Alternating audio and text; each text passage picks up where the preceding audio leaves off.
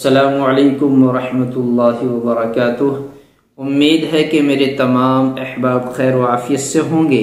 अगर आप हजरात को कब्ज़ ने परेशान किया है, गैस की तेज़ाब की शिकायत है, आप अपने पेट से परेशान हैं, कब्ज़ पुराना हो चुका है, या कब्ज़ के साथ साथ अगर बवासीर की भी शिकायत है, ये नुस्खा बवासीर के लिए भी कारआमद है। बात लंबी ना हो, मैं सिर्फ आपको नुस्खा बतला दूं। सिर्फ ईसबगोल, बहुत सारी चीजें नहीं, ईसबगोल, सिर्फ ईसबगोल लेंगे, 6 ग्राम पानी के साथ सोते वक्त ले लेंगे। ईसबगोल 6 ग्राम पानी के साथ सोते वक्त इंशाअल्लाह इस्तेमाल कर ले। हर रोज इसको इस्तेमाल करें। हफ्ता 10 दिन में आपकी कब्ज़ टूट जाएगी, पुरानी से पुरानी कब्ज़ दूर हो जाएगी। कुछ दिन और मुस्तकिल इसको इस्तेमाल करें, आपका पेट बिल्कुल साफ और नरम हो चुका होगा इंशाअल्लाह।